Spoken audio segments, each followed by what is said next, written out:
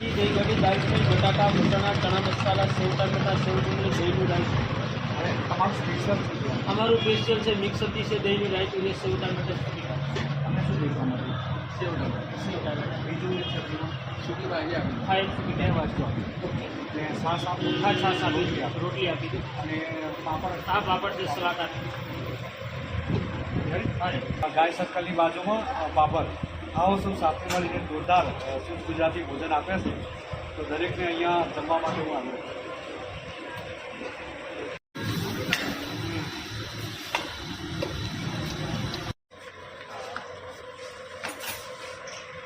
તમે જોઈ શકો છો કે આપણે જમવાનું એટલું બહુ મસ્ત છે, ક્વોલિટી બી બહુ સારી છે.